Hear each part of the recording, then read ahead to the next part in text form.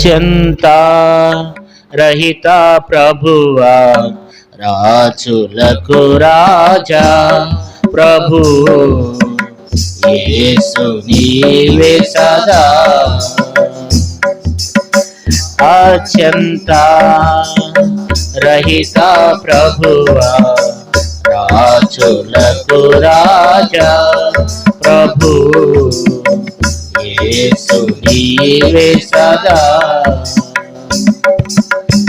ఆది జనకుడు ఏదెను తోటలో శోధనలో పడి వేదించినప్పుడు, ఆది జనకుడు ఏదెను తోటలో శోధనలో పడి వేధింపబడినప్పుడు, ఆశలన్నీ అడి ఆశలుగా చేసే అదములను నీవు ఆదరించు, అమృతమూర్తి నీవే ప్రభు, సాటి నీకెవరు. అదములను నీవు ఆదరించు, అమృతమూర్తి నీవే ప్రభు, సాటి నీకెవరు. అత్యంత రహిత ప్రభువా, రాజులకు రాజా ప్రభు యేసు నీవే సదా. అత్యంత రహిత ప్రభువా, రాజులకు రాజా ప్రభు యేసు నీవే సదా.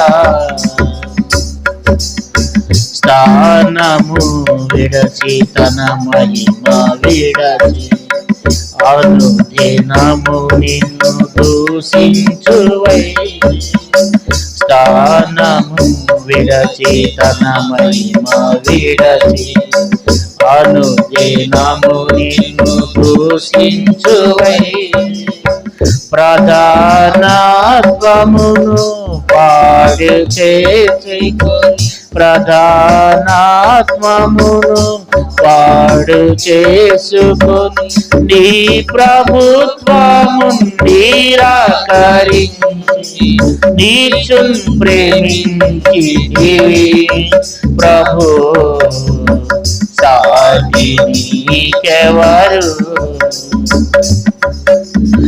నీ ప్రభుత్వము నిరాకరించి నీచున్ ప్రేమించి ప్రభు, సాటి నీకెవరు.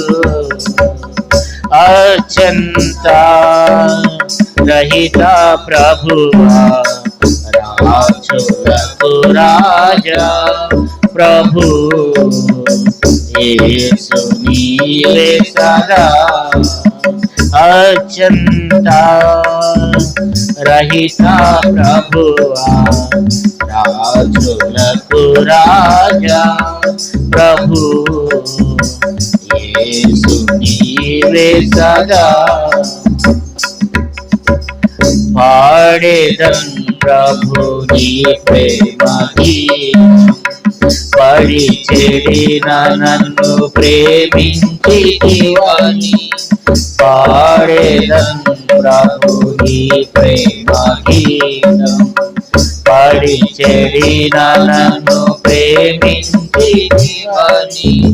కడిగితివి ప్రభు కలుషమునెల్లా, కడిగితివి ప్రభు కలుషమునెల్లా, విడచిన నేను నీ జాడలన్నీ నడిపించే నా విధుడా ప్రభు, సాటి నీకెవరు. విడచిన నేను నీ జాడలన్నీ నడిపించే నా విధుడా ప్రభు,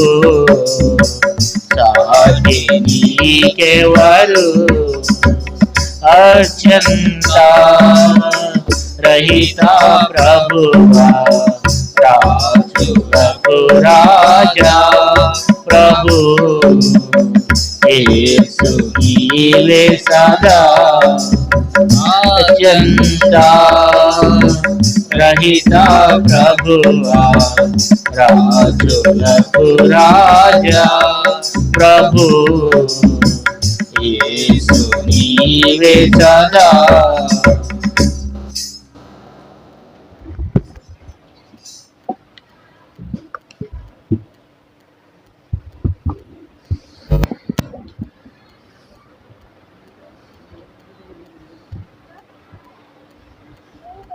దేవుని వాక్యంలో నుండి అపొస్తలుడైన పౌలు కొరింథీయులకు రాసిన మొదటి పత్రిక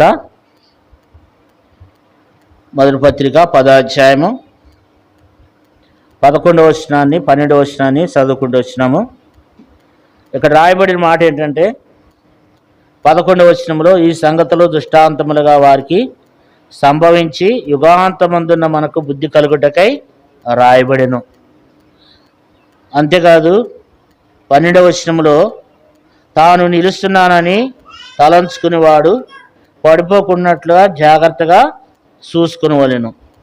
కాబట్టి దేవుని వాక్యం మనకి ఏం తెలియజేస్తుందంటే నేను నిలుచున్నాను, నేను ఇప్పుడు వరకు బాగున్నాను ఆత్మీయంగా, ఇప్పుడు వరకు నేను పర్వాలేదు, ఇప్పుడు వరకు నేను నిలదొక్కున్నాను అనేవాళ్ళు పడిపోకుండా జాగ్రత్తగా చూసుకోవాలంట.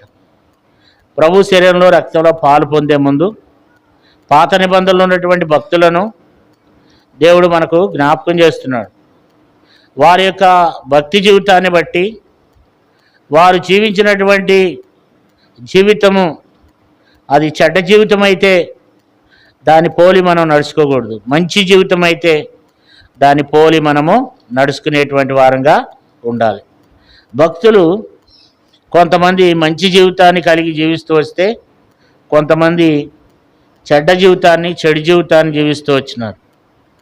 మనము మరి కొద్ది రోజులుగా దావీదుని గురించి, తర్వాత సొలొమోను గురించి, యెరోబాము గురించి, రెహబాము గురించి మనము చదువుకుంటూ వచ్చినాం. పోయిన వారము మనము రెహబాము గురించి మనము అనేక విషయాలు చూస్తూ వచ్చాం. ఈ వారము మరి రెహబాము కుమారుడైన అబియాని గురించి దేవుని వాక్యంలో నుండి కొన్ని మాటలు మనం చదువుకుని వాళ్ళు జీవించినటువంటి జీవితము అది మంచిదైతే మంచి జీవితము, చెడుదైతే మరి దాన్ని అసహించుకునేటువంటి వారంగా మనము కలిగి ఉండాలి. మరి ఈ యొక్క మరి మధ్యాహ్న కాల సమయంలో మరి చూడండి, 2వ దినవృత్తాంతముల గ్రంథం 13వ అధ్యాయము, 2వ దినవృత్తాంతముల గ్రంథము 13వ అధ్యాయము 1వ వచనం. రాజైన యెరోబాము ఏలుబడిలో 18వ సంవత్సరమందు అబియా యూదావారిని ఏలన ఆరంభించెను. అతడు 3 సంవత్సరములు యెరూషలేమునందు ఏలెను. అతడి తల్లి పేరు మీకాయా అని. ఆమె గిబ్యా ఊరివాడైన ఉరియేలు కుమార్తె. ఇక్కడ మనం చూసినట్లయితే మరి యెరోబాము ఏలుబడిలో 18వ సంవత్సరమందు అబియా యూదావారిని ఏలనారంభించినాడు. రాజ్యం 2గా చేయబడింది. యెరోబాము దినాల్లో, రెహబాము దినాల్లో రాజ్యం 2గా చేయబడిన తర్వాత మరి రెహబాము యూదావారిని ఏలుతూ వచ్చినాడు. తర్వాత యెరోబాము ఆ యొక్క ఇశ్రాయేల్ని ఏలుతూ వచ్చినాడు. అయితే ఇక్కడ మనం చూసినట్లయితే యెరోబాముని దేవుడు ఇక్కడ మనం జ్ఞాపకం చేస్తున్నాడు, అబియాని జ్ఞాపకం చేస్తున్నాడు. అబియాని గురించి మనం చూసినట్లయితే ఆయన ఇక్కడ చాలా మరి ఈ అధ్యాయములు అయితే 13వ అధ్యాయములు అయితే అబియాని గురించి దేవుడు అద్భుతమైనటువంటి విధానంలో అతని గురించి మంచి విషయాలు ఇక్కడ రాయబడుతూ వచ్చినాయి. తనలో ఉన్నటువంటి చెడ్డ విషయాలను కూడా తను కూడా దేవుడు ఆశీర్వదించిన తర్వాత తప్పిపోయిన తర్వాత పతనమైపోతూ వచ్చినట్లుగా తన జీవితాన్ని కూడా మనం మరి లాస్ట్లో చూద్దాం. కాబట్టి ఈరోజు అయితే అతని యొక్క జీవితాన్ని గురించి దేవుని వాక్యంలో రాయబడితే వచ్చింది ఏంటంటే, చూడండి 13వ అధ్యాయము మొదటి దినవృత్తాంతములు, క్షమించండి 2వ దినవృత్తాంతములు 13వ అధ్యాయము 3వ వచనం. అబియాకును యెరోబామునకు యుద్ధం కలగ్గా అబియా 4 లక్షల మంది పరాక్రమశాలిలోన సైన్యమును ఏర్పరచుకుని యుద్ధమునకు సిద్ధం చేసెను. యెరోబాము 8 లక్షల మంది పరాక్రమశాలిలను ఏర్పరచుకుని అతనికి ఎదురుగా వారిని యుద్ధమునకు వ్యూహపరిచెను. ఇక్కడ మనం చూస్తే ఇక్కడ అబియా కనబడుతున్నాడు, యెరోబాము కనబడుతున్నాడు. అయితే అబియాకి ఎంతమంది సైనికులు ఉన్నారు? యుద్ధ సైనికులు 4 లక్షల మంది ఉన్నారు. సైనికులు చాలా ప్రాముఖ్యమైనది, ఎందుకంటే ఒక రాజుకి సైనికులు అనేది చాలా ప్రాముఖ్యమైనది అన్నమాట. సైనికులు వాళ్ళు లేకపోతే రాజ్యం నిలవదు. కాబట్టి రాజుకి సైనికులు ఎంతో ప్రాముఖ్యమైనది. అయితే యెరోబాముకి ఎంతమంది ఉన్నారు సైనికులు అంటే 8 లక్షల మంది ఉన్నారంట. అబియాకి ఎంతమంది ఉన్నారు అంటే 4 లక్షల మంది ఉన్నారంట. అయితే వీళ్ళిద్దరు ఎవరు అంటే వీళ్ళిద్దరు కూడా ఒక తండ్రికి పుట్టినటువంటి పిల్లలే. అయితే మరి ఆ యొక్క యోధావారు అలాగే ఇశ్రాయేల్ వారు వీళ్ళంతా కూడా యాకోబు సంతానమే. కానీ వాళ్ళు అభివృద్ధి చెందారు, విస్తరించారు. 10 గోత్రములు 12 గోత్రములు అయినారు. మరి 10 గోత్రాలు యెరోబాము పరిపాలన చేస్తుంటే 2 గోత్రాలు మాత్రమే యోధావారు పరిపాలన చేస్తూ వచ్చారు, అబియా పరిపాలన చేస్తూ వచ్చాడు. అయితే అబియా ఎలాంటి జీవితాన్ని జీవిస్తూ వచ్చినాడంటే చాలా భక్తిపరంగా ఆత్మీయంగా చాలా బలంగా అబియా ఉంటూ వచ్చినాడు. అయితే ఇక్కడ మనం చూసినట్లయితే మరి యెరోబాముకు చూస్తే 8 లక్షల మంది ఉన్నారంట, అబియాకు చూస్తే 4 లక్షల మంది ఉన్నారంట. ఎవరు గెలుస్తారు? ఎక్కువ మంది ఉన్నవాళ్ళు గెలుస్తారు కదా. మైనారిటీ గెలుస్తుందా మెజారిటీ గెలుస్తుంది అంటే మెజారిటీయే గెలుస్తుంది, ఎందుకంటే వాళ్ళు డబల్ ఉన్నారన్నమాట. వీళ్ళు 4 లక్షలు అయితే వాళ్ళు 8 లక్షల మంది ఉన్నారు. కాబట్టి ఇప్పుడు ఎవరు గెలవాలి అని అంటే యెరోబామే గెలవాలి. కానీ ఇక్కడ యెరోబాము గెలవలేదు, కానీ అబియా గెలిచినాడు. ఎందుకనంటే అబియాలో ఉన్నటువంటి అనేక విషయాలు, అతని రాజుగా పరిపాలన చేసినటువంటి దినములలో మరి తను జీవించినటువంటి జీవితము అది దేవునికి ఎంతో ఇష్టకరంగా ఉందన్నమాట. అంతేకాదు దేవుడు దావీదు సంతతి వారికి దేవుడు ఒక నిబంధన చేశాడు. ఏంటంటే దావీదుకు ఉన్నటువంటి భక్తిని బట్టి, దావీదుకు ఉన్నటువంటి యథార్థతను బట్టి అబియా ఏం చేస్తూ వచ్చినాడు, దేవుడు ఏం చేస్తూ వచ్చినాడంటే దావీదు యొక్క సింహాసనాన్ని, దావీదు రాజ్యాన్ని దేవుడు ఆశీర్వదించి మరి ఎవరొకరు దావీదుకి ఇశ్రాయేలు వారు మరి ఇశ్రాయేల్ మీద ఒకడు రాజుగుండగా మానడు. ఎవరొకరు సింహాసనం మీద దావీదు పిల్లలు ఎవరొకరు ఖచ్చితంగా ప్రభుత్వం చేస్తారని దేవుడు భంగమ కాజాలనే నిబంధన చేశాడంట. ఇప్పుడు అబియా ఏం చేశాడంటే వీళ్ళు యుద్ధానికి వచ్చినప్పుడు అబియా ఏం చేశాడంటే ఎఫ్రాయిం మాన్యమందంట ఒక కొండ మీదకి వెళ్ళి నిలిచి ఆ కొండ మీద నిల్చుని ప్రకటన చేశాడు. ఏమని ప్రకటన చేశాడంటే మరి యెరోబాముకి ఇశ్రాయేల్ వారు అందరికీ ఏమని ప్రకటన చేశాడంటే, నా మాట వినండి, ఇశ్రాయేల్ రాజ్యము ఎల్లప్పుడూ ఏలునట్లుగా ఇశ్రాయేల్ దేవుడైన యెహోవా దావీదుతోనూ అతని సంతతి వారితోనూ భంగము కాచాలని నిబంధన చేసి దాన్ని వారికి ఇచ్చినని మీరు తెలుసుకుందరు కదా. ఇక్కడ 5వ వచనములు ఏమంటున్నాడంటే దేవుడు దావీదుకు ఒక నిబంధన చేశాడంట. ఏంటా నిబంధన అంటే భంగము కాచాలన్న నిబంధన, అంటే ఉప్పు నిబంధన. అంటే ఇక స్థిరంగా ఎల్లప్పుడూ కూడా మరి ఇశ్రాయేల్ వారిని ఈ సంతతి వారు ఒకడు ఏలతాడని చెప్పి దేవుడు దావీదుతో ప్రమాణం చేశాడు, దావీదుతో నిబంధన చేశాడు. అయితే దావీదు నుండి సొలొమోను నుండి రెహబాముకి, రెహబాము నుండి అబియాకి, ఇట్లా యోధావారిలో ఒకడు ఉంటా వస్తున్నారు అనమాట. అంటే వీళ్ళంతా అంత మంచివాళ్ళని కాదు. మొత్తము దేవుని వాక్యంలో మనం ఈ రాజులు ఎంతమంది ఉంటారంటే 43 మంది రాజులు ఉంటారు. ఇశ్రాయేల్ వారు కొంతమంది ఉంటారు, ఇశ్రాయేల్ ఏలే రాజులు ఉంటారు, తర్వాత యోధావారు రాజులు ఉంటారు. ఒక ఆమె మాత్రం ఒక స్త్రీ ఉంటుంది, ఆమె పేరేంటి అతల్య.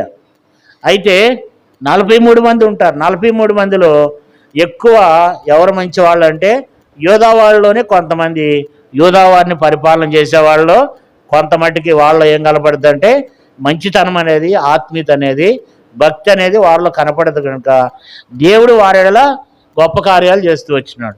ఈరోజు కూడా మనం చూసినట్లయితే ఇక్కడ ఏమంటున్నాడంటే, మీరు దావీదుతో దేవుడు మరి ప్రమాణం చేసిండు కదా, అయితే మీరు ఇలా చేయటం మంచిది కాదని ఒక ఎత్తైనటువంటి కొండ మీద నిలబడి మీరు ఈరోజు యుద్ధానికి ఎందుకు వస్తున్నారు, మీరు ఇలాగ చేయకూడదు, మీరు ఎవరంటే చూడండి 6వ వచనం చూడండి. అయినను దావీదు కుమారుడైన సొలొమోనుకు దాసుడును నెబాతు కుమారుడగు యెరోబాము పనికిమాలిన దుష్టులతో కలిసి లేచి తన యజమానుని మీద తిరుగుబాటు చేసెను. సొలొమోను కుమారుడైన రెహబాము ఇంకా బాల్యదశలో ఉండి ధైర్యము లేనివాడై వారిని ఎదిరించుటకు తగిన శక్తి లేకున్నప్పుడు వారు అతనితో యుద్ధం చేయుటకు సిద్ధమైరి. ఇప్పుడు దావీదు సంతతి వారి వశమునున్న యెహోవా రాజ్యముతో మీరు యుద్ధం తెగించదమని తలంచుచున్నారు. మీరు గొప్ప సైన్యముగా ఉన్నారు. యెరోబాము మీకు ఆ దేవతలుగా చేయించిన బంగారు దూడలు మీ వద్దనున్నవి. కాబట్టి ఇక్కడ ఏమన్నాడంటే, మీరు మరి దేవుని ప్రజలైనటువంటి వారి మీదకి మీరు యుద్ధంగా వస్తున్నారు, మీరు గొప్ప జనముగా ఉన్నారు, కానీ మీరు ఇలా రావద్దు, ఇలా చేయటం మీకు కరెక్ట్ కాదు. అయితే యెరోబాము ఏం చేస్తున్నాడంటే తెగిస్తున్నాడు. యెరోబాము సొలొమోను మీద ఏం చేశాడు, తిరుగుబాటు చేశాడు. యజమానుడి మీద తిరుగుబాటు చేసినటువంటి యెరోబాముని తర్వాత యెరోబాము ఏం చేశాడు, దేవుని విడిచిపెట్టేసి ఇశ్రాయేలులు పాపం చేయడానికి యెరోబాము కారకుడైనాడంట. ఎందుకు యెరోబాము కారకుడైనాడంటే, యెరోబాము ఏం చేశాడు, రెండు దూడలు తయారు చేసి ఒకటి యెరూషలేము తట్టును ఒకటి దాను తట్టును ఉంచినాడు అనమాట. మీ దేవుడు ఇదే, ఐగుప్తు దేశం నుండి మిమ్మల్ని తీసుకొచ్చినటువంటి దేవుడు ఇదేనని చెప్పి ఏం చేశాడు, ప్రజలందరినీ కూడా ఏం చేశాడంటే యెరూషలేము దేవుని మందిరానికి వెళ్ళకుండా అందరినీ విగ్రహాల వైపు తిప్పుతూ వచ్చినాడు. కనుక దేవుని యొక్క కోపము ఆ యొక్క ఇశ్రాయేలు ప్రజల మీదకి వెళ్తూ వచ్చింది, యెరోబాము మీదకి వెళ్ళింది. అయినప్పుడు కూడా యెరోబాము సైన్యం చాలా గొప్పది. వాడు మరి ఫస్ట్ నుంచి కూడా యెరోబాము కొంచెం యుద్ధం చేయగలిగినటువంటి వాడు. ఎందుకంటే యెరోబాము ఎలాంటి వాడు, పనియందు శ్రద్ధ కలిగిన వాడు అని చూసాం మొదటి రాజుల గ్రంథంలో. అయితే యెరోబాము మరి చాలా ధైర్యంగా చాలా యుద్ధం చేయగలిగినటువంటి వాడు, ఎక్కువ మంది ఉన్నవారు. అయితే ఇక్కడ మనం చూసినట్లయితే మరి ఇక్కడ వాళ్ళ ఎదుట నిలవలేకపోతూ వచ్చినాడు. కారణం ఏంటంటే వీళ్ళు చేసినటువంటి కొన్ని మంచి పనులు ఉన్నాయి. చూడ 10వ వచనం చదువుకుందాం. 2వ దినవృత్తాంతములు 13వ అధ్యాయం 10వ వచనం. అయితే యెహోవా మాకు దేవుడై ఉన్నాడు, మేము ఆయన విసర్జించిన వారం కాము. అహరోను సంతతి వారు యెహోవాకు సేవ చేయ యాజకులై ఉన్నారు. లేవీలు చేయవలసిన పనులు లేవీలే చేస్తున్నారు. ఇక్కడ మనం చూస్తే వాళ్ళు ఒక క్రమాన్ని చేస్తున్నారు. దేవుని వాక్యంలో రాయబడినట్లుగా వాళ్ళు ఏం చేస్తూ వచ్చినారు, ఒక క్రమాన్ని పాటిస్తూ వచ్చినారు. ఎవరు చేయాల్సిన పనులు వాళ్ళు చేస్తున్నారు. అయితే ఇక్కడ ఏమంటాడంటే, అయితే యెహోవా మాకేమై ఉన్నాడు, దేవుడైన యెహోవా ఆయన మాకు దేవుడై ఉన్నాడు. అయితే మీరు ఆయన్ని విసర్జిస్తూ వచ్చినారు. అయితే అహరోను సంతతి వారు ఏం చేస్తున్నారు, యెహోవాకు సేవ చేయ యాజకులై ఉన్నారు. లేవీలు చేయవలసిన పనులు లేవీలే చేస్తున్నారు. వారు ఉదయాస్తమములందు వారు యెహోవాకు దహన బలులు అర్పించుచు సుగంధ ద్రవ్యములతో ధూపమేసు పవిత్రమైన బల్ల మీద సన్నిధి రొట్టెలు ఉంచుచు బంగారు దీపస్తంభములను ప్రమిదలను ప్రతి సాయంత్రము ముట్టించుచు వచ్చుచున్నారు. మేము మా దేవుడైన యెహోవా ఏర్పాటుని బట్టి విధిని బట్టి సమస్తమును జరిగించున్నాం. ఇక్కడ మనం చూస్తే వాళ్ళు ఒక క్రమ ప్రకారంగా దేవుని నియమం ప్రకారంగా వాళ్ళు జీవిస్తూ వచ్చినారు. యాజకులు చేయాల్సిన పనులు యాజకులు, అహరోను సంతతి వారు చేయాల్సిన పనులు అహరోను సంతతి వారు యాజకులు, లేవీలు చేయాల్సిన పనులు లేవీలే చేస్తూ వచ్చినారు. దేవుని పనిని దేవుని పద్ధతిలో మరి ఆ యొక్క అబియా చేస్తూ వచ్చినాడు. అయితే అంతేకాదు, అబియా ఏం చేస్తూ వచ్చినాడంట, ఇక్కడ 11వ వచనంలో మనం చూస్తే మరి అక్కడ చివరి లైన్లు అంటాడు, సమస్తమును జరిగించుచున్నాము కానీ మీరు ఆయన్ని విసర్జించిన వారైరి. 11వ వచనంలో చివరి లైన్లో ఏమంటున్నారంటే, మేము సమస్తమును జరిగించున్నాం. సమస్తమును ఏం చేస్తున్నారు, వాళ్ళు జరిగిస్తున్నారు. అంటే ఆజ్ఞలు ఏం చేస్తూ వచ్చారు, వారు యూదావారు ఆజ్ఞలను గైకుంటూ వచ్చారు. యూదావారు 10వ వచనంలో ఒక క్రమ ప్రకారంగా దేవుని పని చేశారు. రెండోది 11వ వచనంలో చూస్తే వారు దేవుని మందిరంలో ఉదయ సాయంత్రముల యందు అస్తమయముల యందు వారు దహన బలులు అర్పిస్తూ వచ్చారు. అంతేకాదు మేము మా దేవుడైన యెహోవా ఏర్పరిచిన విధిని బట్టి సమస్తమును జరిగించున్నాము అంటున్నారు. అంటే వాళ్ళు ఏం చేశారంటే 11వ వచనం చూస్తే దేవుని ఆజ్ఞలు వారు ఏం చేస్తూ వచ్చినారు, గైకుంటూ వచ్చినారు. 12వ వచనం చూడండి, 12వ వచనం, ఆలోచించుడి, దేవుడే మాకు తోడయండి, మాకు అధిపతిగా ఉన్నాడు, మీ మీద ఆర్భాటం చేయటకై బోరలు పట్టుకుని ఊదినట్టి ఆయన యాజకులు మా పక్షమున ఉన్నారు. ఇశ్రాయేలు వారులారా, మీ పితరుల దేవుడైన యెహోవాతో యుద్ధం చేయకుడి, చేసినను మీరు జయముందరు. ఇక్కడ అంటున్నారు వాడు 12వ వచనంలో దేవుడు మాకేమై ఉన్నాడు, తోడుగున్నాడు, ఆయన మాకు అధిపతిగా ఉన్నాడు. దేవుని మనం ఏం చేయాలంటే అధిపతిగా చేసుకోవాలి. మొట్టమొదటి మనం చేయాల్సిన, మనకు కూడా దేవుడి వాక్యాన్ని మనకు కూడా వర్తిస్తుంది. మొట్టమొదటి మనం చేయాల్సింది ఏంటి, 10వ వచనంలో ఆయన్ని విసర్జించకుండా ఆయన మనం దేవుడిగా చేసుకోవాలి. తర్వాత దేవుని పనిని మనం దేవుని లెక్కలోనే మనం క్రమంగా దేవుని పనిని చేయాలి. తర్వాత 11వ వచనంలో దేవునికి ఏమేమైతే చేయాలో అవన్నీ చేస్తూ తర్వాత ఆయన ఏర్పరిచినటువంటి విధిని బట్టి సమస్తమును జరిగించాలి, దేవుని ఆజ్ఞలు గైకొనాలి. తర్వాత 12వ వచనం చూస్తే దేవుని అధిపతిగా చేసుకున్నారు, దేవుడే మాకు అధిపతి. తర్వాత వాళ్ళు ఏమంటున్నారంటే వారు మరి తర్వాత విశ్వాసం ఏమంటున్నాడంటే ఆయన యాజకులు మా పక్షమున ఉన్నారు, ఇశ్రాయేలు వారులారా, మీ పితరుల దేవుడైన యెహోవాతో యుద్ధం చేయకుడి, చేసినను మీరేం చేయలేరు, జయం పొందలేరు. ఇక్కడ మనకు ఒక మాట జ్ఞాపకం చేస్తున్నాడు ఏంటంటే ఆయన యాజకులు మా పక్షంగా ఉన్నారు. దేవుని యాజకులు ఎవరి పక్షంగా ఉన్నారంట, యోదావారి పక్షంగా ఉన్నారు. అంటే దేవుని యాజకులు వారి పక్షంగా ఉంటే వాళ్ళు ఏం చేస్తారు, దేవుని యాజకులు ఏం చేస్తారంటే ప్రార్థన చేస్తారు. వారి కొరకు ఏం చేస్తారు, ప్రార్థన చేస్తారు. కనుక ఇప్పుడు ఆయన ఏమంటున్నాడంటే విశ్వాసంతో ఒక మాట అంటున్నాడు, ఆయన యాజకులు మా పక్షమున ఉన్నారు. కాబట్టి దేవుని సేవకులు ఎవరి పక్షాన ఉన్నారంట, యోదావారి పక్షమున ఉన్నారు. వారు ఏం చేస్తారు, మా కొరకు ప్రార్థన చేస్తారు. తర్వాత మరి ఇశ్రాయేలు దేవుడైన యెహోవాతో మీరు యుద్ధం చేయొద్దు, చేసినను మీరేం చేయలేరు, జయం పొందరు. విశ్వాసంతో ఈ మాట ఎటు చెప్తున్నాడంటే మరి యోదావారికి ఉన్నటువంటి అబియాకున్న సైన్యం ఎంతమంది, 4 లక్షల మంది. కానీ యెరోబాముకున్న సైన్యం ఎంతమంది, 8 లక్షలు. అయితే విశ్వాసం ఏం చెప్తున్నాడు చూసారండి, మీరు మాతో యుద్ధం చేస్తే మీరేం చేయలేరు, జయం పొందలేరు. మాతో యుద్ధం చేస్తే దేవునితో యుద్ధం చేసినట్లే. ఎందుకంటే మీరేం చేస్తూ వచ్చినారు, దేవుని విడిచిపెట్టేశారు. విశ్వాసంతో చెప్తున్నాడు. అబియా ఏమంటున్నాడంటే విశ్వాసంతో అంటున్నాడు, ఇశ్రాయేలు వారులారా, మీ పితరుల దేవుడైన యెహోవాతో మీరు యుద్ధం చేయకుడి, చేసినను మీరేం చేయలేరు, జయం పొందలేరు అని చెప్పి ఆ ఎత్తైనటువంటి పర్వతం మీద మరి యెరోబాముకి ఇశ్రాయేలు వారు అందరికీ వినపడేటట్లుగా మరి అబియా ఏం చేస్తూ వచ్చాడు, ప్రకటన చేస్తూ వచ్చాడు. అయితే ఇప్పుడు అబియా ఏం చేశాడట, యెరోబాము ఏం చేశాడు, ఇప్పుడు చూడండి 13వ వచనం, యెరోబాము వారి వెనుకటి భాగమందు మాటుగాండ్రు కొందరు నుంచి సైన్యము యోదావారి ముందును మాటుగాండ్రును వారు వెనకను ఉండినట్లు చేసెను. ఇక్కడ మనం చూస్తే ఇప్పుడు ఎక్కువ మంది ఉన్నారు కదా, వాళ్ళు 8 లక్షల మంది ఉన్నారు. ముందు వెనక కూడా మాటుగాండ్రు పెట్టారు. మాటుగాండ్రు అంటే ఏంటంటే సాటునుంటారు అనమాట, సాటునుంటారు, వాళ్ళు కనపడరు. ఇక్కడ శత్రువులు ఉన్నారనే విషయము కనపడరు అనమాట, వాళ్ళని మాటుగారు అంటారు. దగ్గరికి వెళ్ళేదాకా వాళ్ళు అక్కడ ఉన్నారు, మన మీద దాడి చేస్తారు అనే విషయము వాళ్ళకి తెలియదు అనమాట. మాటుగాళ్ళు అంటే అర్థం ఏంటంటే మనం వెళ్ళే దారిలో ఎవరో ఉన్నారు, వాళ్ళు మనకు కనపడరు, కానీ వాళ్ళు ఏం చేస్తారు, మన మీద సడన్గా దాడి చేస్తారు, వాళ్ళని మాటుగాళ్ళు అంటారనమాట. యెరోబాము ఇప్పుడు ఏం చేశాడట, ముందు వెనక కూడా ఏం చేశాడు, వాళ్ళకి మాటుగాడు ఉంచినాడంట. ఉంచి సైన్యం ఏం చేస్తూ వచ్చినాడు, యోదావారికి ముందును వెనకను ఉన్నట్లుగా కూడా ఏం చేశాడు, మాటుగాండ్ర పెడుతూ వచ్చినాడు. ఇప్పుడు వాళ్ళు ఏం చేయాలా, వాళ్ళు ఉన్నది ఎంతమంది, 4 లక్షల మంది. అయితే యెరొబాముకున్న వారు ఎంతమంది? 8 లక్షల మంది.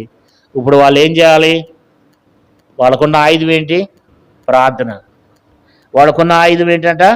ప్రార్థన. వారు ఏం చేశారు చూడండి, 14వ వచనంలో, యోధా వారు తిరిగి చూచి యోధులు తమకు ముందును వెనకనున్నట్లు తెలుసుకుని యెహోవాకు ప్రార్థన చేసిరి, యాజకులు బోరలు ఊదిరి. కాబట్టి వారు దేవునికి ఏం చేశారు చెప్పండి? ప్రార్థన చేశారు. కష్టం వచ్చినప్పుడు, బాధ వచ్చినప్పుడు మనం చేయాల్సిన పని ఏంటంటే ప్రార్థన. ప్రార్థన ఏం చేస్తుందంటే మనకు జయాన్ని కలగజేస్తుంది. ప్రార్థన విజయము కలగజేస్తుంది అనమాట. అందుకని క్రైస్తవులకు ఏం అవసరం చెప్పండి?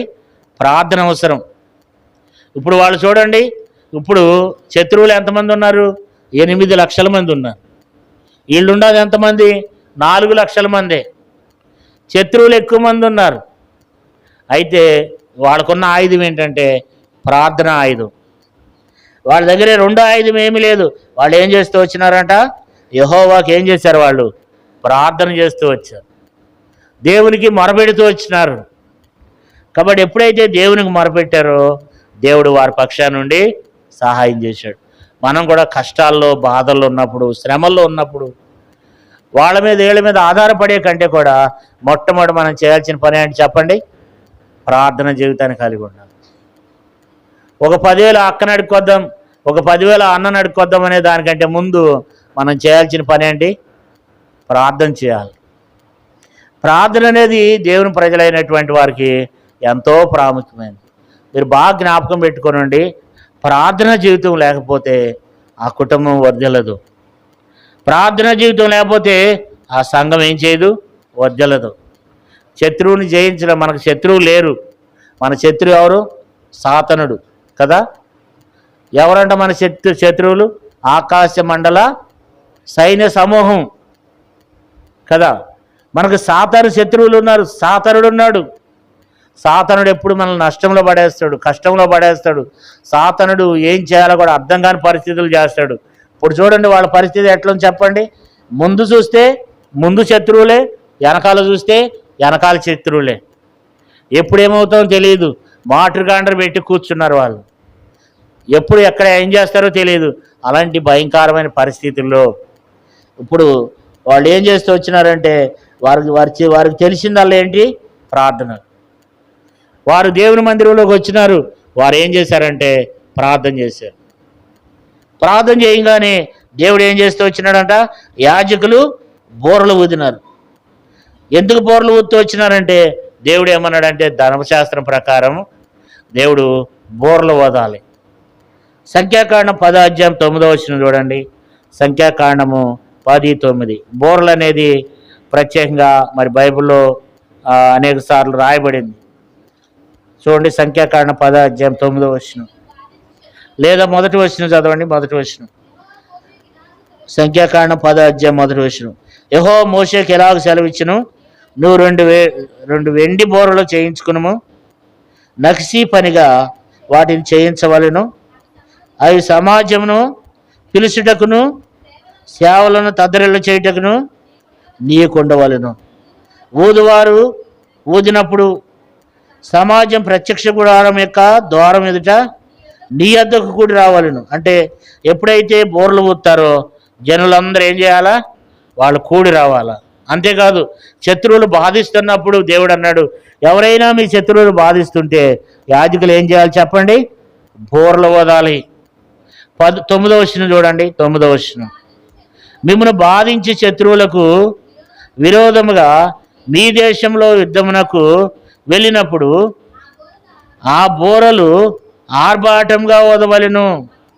అప్పుడు మీ దేవుడైన యెహోవా సన్నిధిని మీరు జ్ఞాపకమునకు వచ్చి మీ శత్రువుల నుండి రక్షింపబడుదురు. అంటే దేవుని యొక్క బోర్లు ఏం చేయాలంటే అండి, ధర్మశాస్త్రంలో వాళ్ళకి బోర్లు ఉంటాయి అన్నమాట. యాజకులు బోర్లు ఊదుతూ ఉంటారు. ఎరుకో గోడలు పట్టడానికి కూడా యాజకులు బోర్లు ఊదుతారు. చాలా సందర్భాల్లో పాత నిబంధనలో వాళ్ళు బోర్లు ధ్వని చేస్తారు. బోర్లు ఊదినప్పుడు దేవుడు జ్ఞాపకం చేసుకుంటాడు వాళ్ళను. కాబట్టి ఎవరు బోర్లు ఊదాలి అంటే యాజకులు ఏం చేస్తారంట? యాజకులు బోర్లు ఊదారంట. యాజకులు బోర్లు వీళ్ళు ప్రార్థన చేస్తే సరిపోతుందా, అయిపోద్దా? కానీ దేవుడు ఏం చేశాడు? వారిని జ్ఞాపకం చేసుకున్నాడు. వారి ప్రార్థన దేవుడు ఆలకించాడు. అప్పుడు ఏం చేశారు చూడండి, 15వ వచనంలో, 2వ దినవృత్తాంతములు 13వ అధ్యాయము 15వ వచనం. అప్పుడు యోదావారు ఆర్భాటించినప్పుడు యెరోబామును ఇశ్రాయేలు వారందరూ అబియా ఎదుటను యోదావారి ఎదుటను నిలవలేకున్నట్లు దేవుడు వారిని మొత్తినందును. దేవుడు ఏం చేశాడు చెప్పండి? వారిని మొత్తినాడు. దేవుడు వారిని మొత్తగా 16వ వచనం, ఇశ్రాయేలు వారు యోదావారి ఎదుటి నుండి పారిపోయారు. దేవుడు వారిని యోదావారి చేతికి అప్పగించినందున అబియాయు అతని జనులను వారిని ఘోరముగా సంహరించింది. ఇశ్రాయేలు వారిలో 5 లక్షల మంది పరాక్రమశాలీలు ఏమయ్యారట? హతులైరి. ఈ ప్రకారం ఇశ్రాయేలు వారు ఆ కాలమందు తగ్గింపబడేది. కానీ యోధా వారు తమ పితరుల దేవుడైన యెహోవాను ఆశ్రయించిన హేతువు చేత జయమొందెను. కాబట్టి ఇశ్రాయేలు ఇప్పుడు ఏం చేయబడ్డారంట? తగ్గించబడ్డారు. ఎంత తగ్గించబడ్డారు? 5 లక్షల మంది చనిపోయినారు. 8 లక్షల మంది వస్తే 5 లక్షల మంది చనిపోతే 3 లక్షల మంది పారిపోయినారంట.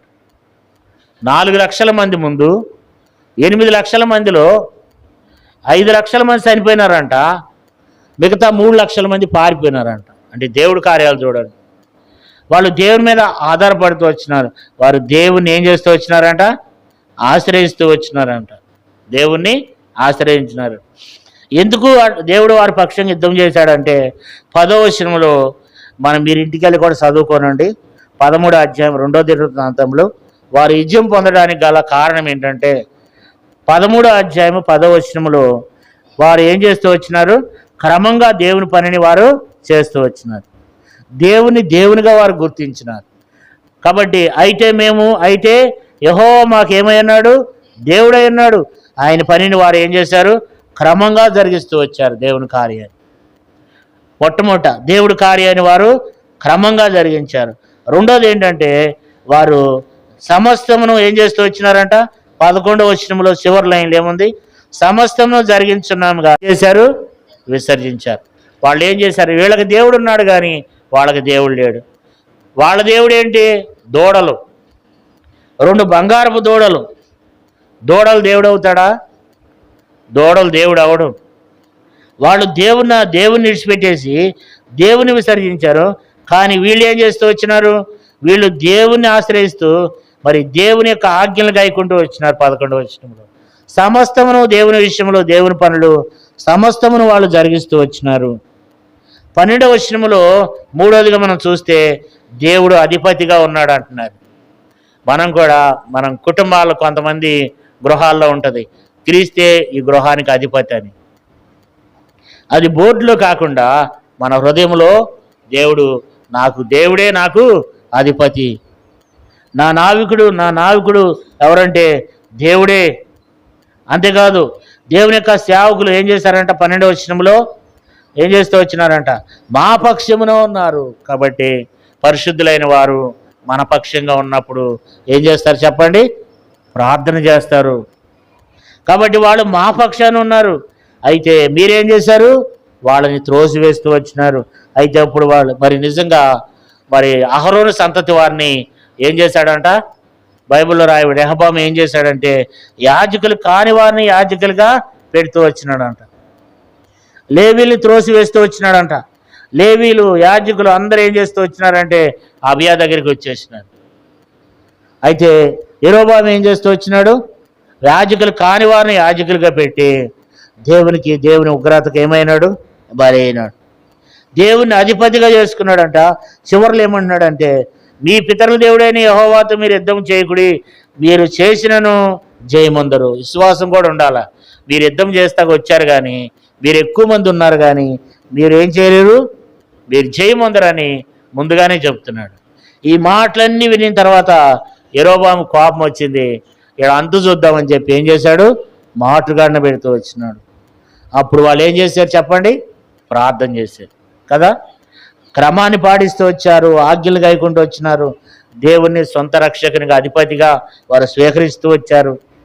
తర్వాత విశ్వాసముతో మాట్లాడుతూ వచ్చినాడు. తర్వాత ప్రార్థన చేస్తూ వచ్చినాడు. అంతేకాదు, మరి ఆరో విషయం ఏంటంటే 18వ వచనంలో, ఈ ప్రకారం ఇశ్రాయేలు వారు ఆ కాలమందు తగ్గింపబడేది, కానీ యోధా వారు తమ పితరుల దేవుడైన యెహోవాని ఆశ్రయించిన హేతు చేత జయమందిరి. యోధా వారు ఏం చేస్తూ వచ్చినారంట? దేవుణ్ణి ఆశ్రయిస్తూ వచ్చినారు. దేవుణ్ణి ఎప్పుడైతే ఆశ్రయించినారో, దేవుని మీద ఆధారపడుతూ వచ్చినారు, దేవా నీవే మాకు దిక్కయ్యా. అటు యెరోబాము చాలా యుద్ధం ఏర్పరి, యెరోబాము 8 లక్షల మందిని తీసుకుని వస్తున్నాడు, మేమున్నది 4 లక్షల మందే, మాకు నీవే దిక్కు ప్రభువా, మేము ఇంకేమి చేయలేమని చెప్పి వారు పూర్తిగా దేవుణ్ణి ఆశ్రయించారు. దేవుణ్ణి ఆశ్రయించిన హేతు చేతంట వాళ్ళు ఏం చేయబోతారంట? జయం పొందారంట. దేవుణ్ణి ఎప్పుడైతే ఆశ్రయిస్తామో, అందుకని ప్రతి విషయంలో మనం ఏం చేయాలి చెప్పండి? దేవుని మీద ఆధారపడాలి, దేవుణ్ణి ఆశ్రయించాలి. కానీ ఇప్పుడు యెరోబాము ఏం చేశాడు? దేవుణ్ణి విసర్జించాడు. కానీ అబియా అయితే ఏం చేశాడంట? దేవుణ్ణి ఆశ్రయించాడంట. అయితే అబియా ఏం చేశాడు చూడండి, 19వ వచనం. అబియా యెరోబామును తరిమి బేతేలును దాని గ్రామములను, యోషానను దాని గ్రామములను, ఎక్రోనను దాని గ్రామములను పట్టుకుని కొన్ని గ్రామములను స్వాధీనం చేసుకున్నాడంట. ఇశ్రాయేలు వారి కొన్ని గ్రామములను కూడా ఏం చేస్తూ వచ్చినాడంట? స్వాధీనపరుచుకున్నాడంట. 20వ వచనం చూడండి, 20వ వచనం. అబియా బ్రతికిన కాలమున యెరోబాము మరలా బలం పొందలేదు, యెహోవా అతన్ని మొత్తినందున అతడు మరణం పొందెను. చూసారా? అబియా బ్రతికిన కాలమున మరలా యెరోబాము ఏం చేయలేదంట? మరలా బలం పొందలేదంట. మనము మన యొక్క జీవితంలో కూడా దేవుడు ఏం చెప్తున్నాడంటే, మనము బ్రతికున్నటువంటి కాలంలో మరలా శత్రువు సాతాను వాడు మరలా లేకూడదు, వాడు మరలా తిరిగి లేవకూడదు. కాబట్టి మరలా బలం పొందకూడదు సాతానుడు. దైవం ఎప్పుడు బలం పొందుద్ది? సాతానుడు మరలా ఎప్పుడు బలం పొందుతాడు అనంటే, మనలో ఎప్పుడైతే ఆత్మీయత తగ్గిపోతుందో, ఎప్పుడైతే మనం భక్తి మార్గాన్ని కోల్పోతున్నామో, యథార్థతను ఎప్పుడైతే కోల్పోతున్నామో, దేవుణ్ణి ఎప్పుడైతే విసర్జిస్తున్నామో, ఆయన ఎప్పుడైతే ఆశ్రయించడం మానివేశామో, అప్పుడు మరలా ఏం చేస్తాడు సాతానుడు? మరలా బలం పొందుతాడు. అయితే యెరోబాము దినాల్లోనంట 20వ వచనంలో, అబియా బ్రతికిన కాలమున యెరోబాము మరలా బలం పొందలేదంట, యెహోవా అతన్ని మొత్తినందున చేత అతడు మరణం. దేవుడే యెరోబాముని ఏం చేశాడంట? మొత్తినాడంట. యెరోబాముని ఏం చేస్తూ వచ్చినాడు? మొత్తు వచ్చినాడు. దేవుడే చంపివేసినాడు, దేవుడే తనను మొత్తినాడు. కాబట్టి ఇప్పుడు యెరోబాము చనిపోయినాడు. అయితే ఇప్పుడు అబియా ఏం చేశాడు? 21వ వచనంలో అబియా వృద్ధి పొందినాడు. అబియాని దేవుడు ఆశీర్వదిస్తూ వచ్చినాడు, అబియాని దేవుడు దీవించినాడు, అబియాకి దేవుడు తోడుగున్నాడు, అబియా వృద్ధి పొందుతూ వచ్చినాడు. కారణం ఏంటంటే, మరి అబియా ఏం చేశాడు? 10వ వచనంలో ఒక క్రమాన్ని, దేవుని పద్ధతిలో దేవుని కార్యాలు దేవునికి ఏం చేయాలో చేస్తూ వచ్చినారు. 11వ వచనంలో దేవుని ఆజ్ఞలు గైకుంటూ సమస్తమును జరిగిస్తూ వచ్చినారు. 12వ వచనంలో అధిపతిగా ఉన్నాడు. 12వ వచనంలోనే యాజకులు మన పక్షంగా ఉన్నారు. తర్వాత విశ్వాసంతో అంటున్నాడు, మీరు దేవునితో మీరేం చేయలేరు? జయం పొందలేరు. కాబట్టి మీరు యుద్ధం చేయటానికి వచ్చారు, కానీ మీరు జయం పొందలేరు అని చెప్తూ వచ్చినాడు. తర్వాత 14వ వచనంలో ప్రార్థన చేశాడు, దేవునికి మొరపెట్టుకున్నాడు. 18వ వచనంలో దేవుని ఆశ్రయిస్తూ వచ్చినాడు. అయితే దేవుడు ఏం చేశాడు? ఇప్పుడు 21వ వచనం చూడండి, 21వ వచనం. అబియా వృద్ధి నొందెను, అతడు 14 మంది భార్యలను వివాహం చేసుకుని 22 కుమారులను 14 కుమార్తెలను కనెను. అబియా చేసిన ఇతర కార్యములు గుర్చి, అతని చర్యలన్నీ గుర్చి, అతని కాలమున జరిగిన సంగతులను గుర్చి ప్రవక్త అయిన ఇదో రచించిన సటికా గ్రంథమందు రాయబడి ఉన్నది. అబియా ఏం చేస్తూ వచ్చినాడంటే, ఏం చేశాడంట? వృద్ధి పొందిండంట. అబియా వృద్ధి పొందిన తర్వాత ఇక్కడి నుంచి అబియా ఏం చేశాడంటే, ఎప్పుడైతే మనం ఏం చేస్తాం? కొంచెం స్థిరపడిన తర్వాత, కొంచెం దేవుడు ఆశీర్వదించిన తర్వాత, మనం కూడా కొంచెం ఆత్మీయ విషయంలో కొంతమంది ఏం చేస్తుంటారు? వెనకం చేస్తుంటారు. అబియా కూడా ఏం చేస్తూ వచ్చినాడంటే, అబియా వృద్ధి పొంది 14 మంది భార్యలను చేసుకున్నాడంట. అంటే బైబిల్లో ద్వితీయోపదేశ కాండము 17వ అధ్యాయం 17వ వచనంలో రాజు ఎక్కువ మంది భార్యలను చేసుకోకూడదంట. రాజుకు ఒకటే భార్య ఉండాలి. కానీ ఈయన వృద్ధి పొందిన తర్వాత ఏం చేశాడంటే, చెడిపోయినాడు, దేవుని ఆజ్ఞలను కోల్పోయినాడు. దేవుని బిడ్డ అబియా ఏం చేశాడంటే, అబియా వృద్ధి పొందిన తర్వాత ఏం చేశాడు? అబియా వృద్ధి పొంది స్థిరపడిన తర్వాత దేవుడు ఆశీర్వదించినాక ఆయన ఏం చేశాడంటే 14 మంది, ఎంతమందినట? 14 మంది భార్యలను వివాహం చేసుకున్నాడు. కాబట్టి వాళ్ళకి విస్తారమైనటువంటి పిల్లలు. కాబట్టి దేవుడు ఆజ్ఞల నుంచి మరి అబియా ఏం చేస్తూ వచ్చినాడంటే చివరిలో తప్పిపోతూ వచ్చినాడు అనమాట. చివరిలో తప్పిపోతూ వచ్చినాడు. ఏంటంటే తప్పిపోయింది. ఈయన గురించి మరి మొదటి రాజుల గ్రంథము 15వ అధ్యాయంలో ఉంటుంది. చూడండి ఏం చేశాడు అక్కడ తప్పిపోయినాక, పడిపోయినాక. మొదటి రాజుల గ్రంథము 15వ అధ్యాయము, మొదటి రాజుల గ్రంథం 15వ అధ్యాయము మొదటి నుంచి చదువుకుందాం. మొదటి నుంచి. నెబాతు కుమారుడును రాజు అయిన యెరోబాము ఏలుబడిలో 18వ సంవత్సరమున అబియాము యూదా వారిని ఏలనారంభించెను. అతడు 3 సంవత్సరములు యెరూషలేమునందు రాజుగా ఉండెను. అతని తల్లి పేరు మయక, ఆమె అబిషోలోము కుమార్తె. ఇక్కడ మనం చూస్తే ఇక్కడ అబియాము అని రాయబడింది. అంటే అబియాము అన్న అబియా అన్న ఇద్దరు ఒకటే. అబియా అన్నా సరే ఇద్దరు ఒకటేనమాట. అంటే ఆయనకి 2 పేర్లు ఉన్నాయన్నమాట. అంటే అబియా అంటే వాళ్ళిద్దరు ఒకటే. అబియా ఇద్దరు ఒకటే. ఎందుకంటే అతడు మరి చూడండి 2వ వచనంలో అతడు 3 సంవత్సరములు యెరూషలేమునందు రాజుగా ఉంది. అతని తల్లి పేరు మయాక. అంటే తల్లి పేరు కూడా ఇక్కడ వేరే ఉందన్నమాట. అంటే తల్లి పేరు కూడా, తల్లికి ఇంకొక పేరు కూడా ఉందన్నమాట. అయితే ఇద్దరు ఒకటే. అయితే ఇతని గురించి ఏం చేశాడు అబియా అంటే చూడండి, అబియాము అని రాయబడింది ఇక్కడ. అబియాము ఏం చేస్తూ వచ్చినాడు? 3వ వచనం చూడండి. అతడు తన తండ్రి పూర్వం అనుసరించిన పాప మార్గములన్నిటిలో నడిచెను. తన పితరుడైన దావీదు హృదయము తన దేవునైన యెహోవా యెడల యథార్థంగా ఉన్నట్టు అతని హృదయము యథార్థంగా ఉండలేదు. చూసారు ఇక్కడ ఏం చేస్తూ వచ్చినాడంట? తన తండ్రి పూర్వము నడిచినటువంటి పాప మార్గమును అనుసరించి నడిచాడు. రెహబాము ఏం చేశాడు? పోయిన వారం చదువుకున్నాం. రెహబాము దేవునికి చాలా విరోధంగా ప్రవర్తించాడు, కీడు చేస్తూ వచ్చినాడు. దేవునికి విరోధమైన కార్యాలు రెహబాము కూడా చేస్తూ వచ్చినాడు. అయితే తన తండ్రి చేసిన కార్యాలు ఎవరు చేస్తూ వచ్చినారంట? అబియా కూడా చేస్తూ వచ్చినాడంట. తప్పిపోయినాడు. ఎప్పుడు చేశాడు అంటే అబియా ఏం చేశాడు? వృద్ధి పొందిన తర్వాత, అబియాని దేవుడు ఆశీర్వదించిన తర్వాత ఎక్కువ మంది భార్యలను చేసుకుని దేవుని ఆజ్ఞల విషయాలు తప్పిపోయి అబియా చేసిన 3 తప్పులు అనమాట. అబియా చేసిన 3 పాపాలు. అబియా ఏం చేస్తూ వచ్చినాడు? 1, తన తండ్రి చేసిన పాపములన్నింటిలో 3వ వచనం చూడండి. మొదటి రాజులు 15వ అధ్యాయం 3వ వచనం.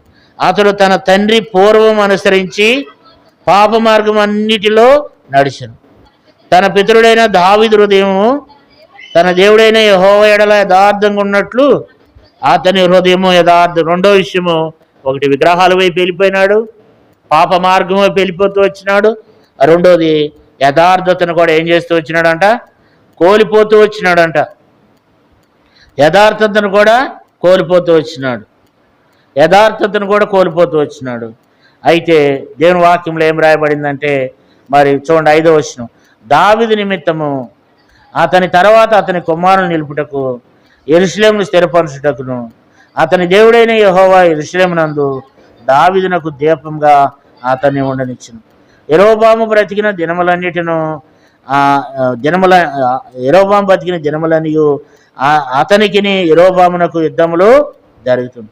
అబియాము చేసిన ఇతర కార్యముల గురించి, అతను చేసిన వాటన్నిటిని గురించి యూదా రాజుల దినవృత్తాంతముల గ్రంథమందు రాయబడింది. అబియాకును యెరోబామునకును యుద్ధములు కలిగింది. అబియా తన పితరులతో కూడా నిద్రించగా వారు దావీదు పట్టణం ముందు అతన్ని సమాధి చేసిరి. అతని కుమారుడైన ఆస అతనికి మారుగా రాజైన. కాబట్టి ఇక్కడ మనం చూసినట్లయితే ఆస మరలా ఏమయ్యాడు? రాజైనాడు. అంటే మీరు బాగా చదువుకోనండి. ఇక్కడ అబియామని ఉంది. అయితే ఇక్కడ కూడా చూడండి 2వ దినవృత్తాంతములు 13వ అధ్యాయము, 2వ దినవృత్తాంతములు 13వ అధ్యాయము రెండో దినవృత్తాంతాలు 14 అధ్యాయం చూడండి, 14 అధ్యాయం మొదటి వచనం. అబియా తన పితరులతో కూడా నిద్రించగా జనులు అతని దావీదు పట్టణం మందు పాతిపెట్టిరి. అతనికి బదులుగా అతని కుమారుడైన ఆస రాజైన. ఇతని దినముల్లో దేశము 10 సంవత్సరములు నెమ్మది పొంది. అంటే మనం మొదటి రాజులు 15 అధ్యాయంలో కూడా ఆస ఏమయ్యాడు? ఆస రాజైనాడు. అంటే పేరు మార్పు అనమాట. అంటే అబియాము అబియా వీళ్ళిద్దరూ ఒకటే. అయితే అబియా ఏం చేశాడంటే దేవుడు అతన్ని వృద్ధి పొందించిన తర్వాత ఎక్కువ మంది భార్యలను చేసుకుని తన తండ్రి రెహబాము నడిచినటువంటి మార్గంలో నడుచుకుంటూ యథార్థతను కోల్పోయి దేవునికి విరోధమైనటువంటి జీవితాన్ని తను జీవిస్తూ వచ్చినాడు. అయితే కొద్ది కాలం మాత్రమే కొద్ది కాలంలోనే దేవుడు అతన్ని ఆశీర్వదించినాడు. అతను ఎన్ని సంవత్సరాలు ప్రభుత్వం చేశాడంటే 3 సంవత్సరాలే ఏలాడు. 3 సంవత్సరాల్లోనే దేవుడు గొప్ప విజయం కలుగజేసి దేవుడు ఆ వ్యక్తిని ఆశీర్వదిస్తే ఆ వ్యక్తి ఏం చేశాడు? వెంటనే అతి తక్కువ వయసులోనే ఎక్కువ మంది భార్యలను వివాహం చేసుకుని పాపములో పడిపోయి యథార్థతను కోల్పోయి పాప మార్గంలో నడుచుకుంటూ ఏం చేశాడు? తొందరగా చనిపోయినాడు అనమాట. తక్కువ వయసులో చనిపోయినాడు అబియా. కారణం ఏంటంటే దేవుడు ఆశీర్వదించాడు, దీవించాడు, కానీ 3 సంవత్సరాలు మాత్రమే పరిపాలన చేసినాడు. కారణం ఏంటంటే మరి ఆయన ఎక్కువ రోజులు పరిపాలన చేయలేకపోయినాడు.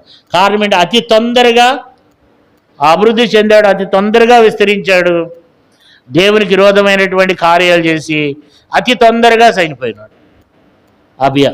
కాబట్టి అందుకని మనం మరి బలలో పాలు పొందక మునుపు మనము చదువుకుంటూ వచ్చినాం అన్నమాట. యుగాంతమందున్న మనకు బుద్ధి కలగడానికై దేవుడు ఏం చేశాడంట? రాయబడితో వచ్చింది. అందుకని మనం చదువుకున్నాం, తాను నిలుస్తున్నానని తలంచుకునేవాడు పడిపోకుండా ఏం చేయాలంట? జాగ్రత్తగా చూసుకోవాలి. అంతవరకు పడిపోకుండా ఏం చేయాలి? అంతవరకు జాగ్రత్తగా చూసుకోవాలి. కాబట్టి అతి తక్కువ వయసులో చనిపోయాడు. అతని కుమారుడైనటువంటి ఆస ఏం చేశాడు? అతనికి బదులుగా రాజైనాడు కదా. కాబట్టి రాజుల చరిత్ర మనం చదువుకుంటూ పోతే మరి చాలా అద్భుతంగా వాళ్ళు చేసినటువంటి పనులు మరి యుగాంతమందు ఉన్నటువంటి మనకు బుద్ధి కలగడానికి, మనము మంచి విషయాలైతే మంచి నేర్చుకోవడానికి, చెడు విషయాలైతే విసర్జించడానికి దేవుడు ఆ రాజుల్ని దేవుడు 43 మందిని బైబిల్ గ్రంథంలో రాయబడుతూ వచ్చింది. కాబట్టి మరి వాళ్ళని చూసి మనం ఏం చేయాలా? వాళ్ళకి వలె మనము ఉండకూడదు. అబియా మొదట్లో ఏ రీతిగా అయితే ఉన్నాడో అట్లా ఉండాలి. తర్వాత వృద్ధి పొందినాక ఏం చేశాడు అబియా? మరలా తప్పిపోతూ వచ్చాడు, పడిపోతూ వచ్చినాడు. విస్తారమైన భార్యలను చేసుకుని తర్వాత ఏం చేశాడు? తండ్రి నడిచిన పాప మార్గంలోనికి వెళ్ళిపోయి యథార్థతను కోల్పోయి భక్తి జీవితాన్ని కోల్పోయి అతి తక్కువ వయసులోనే 3 సంవత్సరాల్లోనే అబియా ఏం చేశాడు? చనిపోయాడు కదా. అయితే మనకేం దేవుడు ఏం చెప్తున్నాడు? మనం అభివృద్ధి పొందిన కొలది ఇంకా మనం ఆత్మీయంగా ఏం చేయాలి చెప్పండి? ఇంకా దేవుని మనం హత్తుకుని జీవించాలి. ఇంకా మనం దేవుని మార్గంలో నడుచుకోవాలి, పాప మార్గం వైపు వెళ్ళకూడదు. అబియా కూడా ఏం చేశాడు? దేవుడు కొంతమందిని మనం చూస్తూ ఉంటాము. మరి దేవుడు కొంతమందిని ఏం చేస్తాడు? అతి తక్కువ సమయంలోనే దేవుడు ఉన్నతమైన స్థితిలోనికి దేవుడు ఒక్కొక్క మీట ఎక్కించుకుంటూ దేవుడు ఆశీర్వదించి దేవుడు వర్ధిల్లించుకుంటూ దేవుడు అభివృద్ధి నొంతు పైకి తీసుకెళ్తున్న సమయంలో మరలా లోకం తట్టు చూస్తారు కొంతమంది, మరలా పడిపోతారు, మరలా మునుపటి స్థితిలోనికి వచ్చేస్తారు. మనం అట్లా ఉండకూడదు. అబియా ఏం చేస్తూ వచ్చినాడు? అబియా వృద్ధి పొందాడు, కానీ వృద్ధి పొందిన తర్వాత ఏమైపోయినాడు? పతనం అయిపోయినాడు. అతి తక్కువ వయసులో చనిపోయినాడు. మొదట్లో మరి ఫస్ట్లో ఎట్లున్నాడు? అందుకని బైబిల్ కార్యాంతం కంటే కార్య ఆరంభము మేలంట. కాబట్టి మనము కార్యాంతము కంటే మనకు మొట్టమొదటి ఆత్మీయ జీవితంలో మునుపు ఎలాగున్నామో ఇంకా ఆత్మీయంగా మనం ఎదిగితే దేవుడు మనల్ని ఆశీర్వదిస్తాడు, వృద్ధి చేస్తాడు. అబియా వృద్ధి పొందెను అని బైబిల్లో రాయబడి దేవుడు చక్కగా మనల్ని దీవిస్తాడు. దేవుడు ఎందుకు పిలిచాడు, మనల్ని ఎందుకు ఏర్పరచుకున్నాడు అంటే మనం ఆశీర్వదించబడటానికి దేవుని బిడ్డలారా. కాబట్టి మనం ఏం చేయాలంటే మనం దేవుని హత్తుకుని జీవించాలి. ఆయన మార్గంలో దేవుడు ఆశీర్వదించిన కొలది దేవుడు మనకు ఒక మంచి పొలం ఇచ్చాడు అనుకోండి, ఆ దేవుడిచ్చిన పొలాన్ని బట్టి దేవుని స్తుతిస్తూ ఇంకా దేవునికి దగ్గరగా రావాలి. దేవుడు మనకు మంచి పశువులను ఇచ్చినాడు, దేవుడు మనకు మంచి ఉద్యోగం ఇచ్చినాడు, దేవుడు మనకు మంచి ఆరోగ్యం ఇచ్చినాడు. ఏది ఇచ్చినా సరే దాన్ని బట్టి మనం దేవుని స్తుతించి ఏం చేయాలి? ఇంకా ఇంకా దేవునికి దగ్గరకు రావాలి.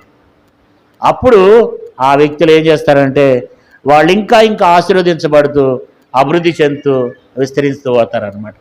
మన భక్తి జీవితం అనేది, మన ఆత్మీయ జీవితం అనేది మనం క్రమంగా ఎలాంటి జీవితాన్ని మనం కలిగి ఉన్నామో ఆ జీవితాన్ని బట్టి దేవుడు మనల్ని ఖచ్చితంగా దీవిస్తాడు. మన తర్వాత మన పిల్లలను కూడా దేవుడు దీవిస్తాడు. వీటిని మనం గమనించాలి. భక్తి విషయంలో తను మొదట్లో ఎలాంటి జీవితాన్ని జీవించినాడో అలాంటి జీవితాన్ని మనం కలిగి జీవించాలి. దేవునికి మనం ఎంత అయితే అత్తుకుని ఉంటామో అంతగా దేవుడు మన ఎడల కార్యం చేస్తాడు. ఆ ప్రార్థన జీవితం ఏది? ఈ రోజుల్లో ప్రార్థన ఉందా మన జీవితాల్లో? ప్రార్థన చేస్తున్నామా?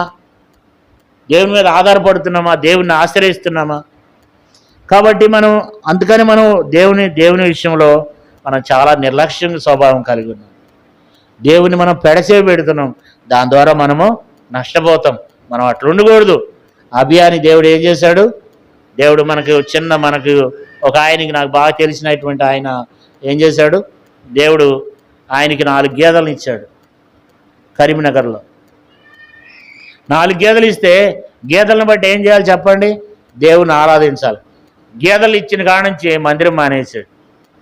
గేదెలను ఇచ్చిన కాడ నుంచి ఏం చేశాడండి? మందిరం మానేశాడు. ఏంటంటే ఏం చేద్దామన్నా గేదెల మీద కుదరట్లేదు. ఇట్లా చాలామంది ఉంటారనమాట. దేవుడు మనకి ఇచ్చిన కొద్దీ, అవి ఇచ్చింది ఎవరు? దేవుడు. ఇచ్చిన దేవుణ్ణి మనం గణపరచాలి. కానీ దేవుడు ఒక ఎకరం పొలం ఇచ్చాడు అనుకోండి, నాకు 1 ఎకరం పొలం ఇచ్చాడు చాలే, ఈ ఎకరం పొలం సాగు చేసుకుంటా జీవించేద్దామంటే కుదరదు, ఉండాది కూడా పోతుంది. అయితే ఇంకా వృద్ధిలోకి రావాలంటే, ఇంకా దేవుడు ఆశీర్వదించాలంటే మనం ఏం కావాలా? ఇంకా దేవునిలో ఆత్మీయంగా ఎదగాలి కదా. అందుకని ఇక్కడ ఏం రాయబడింది? మొదటి కొరింథీ తాను నిలుస్తున్నానని తలంచుకునేవాడు. చూడండి, ఆ మాట చదువుదాం. 10వ అధ్యాయము 11-12 వచనాలు చదువుకుందాం. ఈ సంగతులు దృష్టాంతములుగా వారికి సంభవించి యుగాంతమందున మనకు బుద్ధి కలుగుటకై రాయబడెను. తాను నిలుస్తున్నానని తలంచుకునేవాడు పడిపోకున్నట్లు జాగ్రత్తగా చూసుకుని. కాబట్టి మన జీవితము, నేనేమన్నా పడిపోయానా? నేనేమన్నా పూర్వస్థితి కంటే ఇప్పుడు ఏమన్నా నేను పడిపోయానా?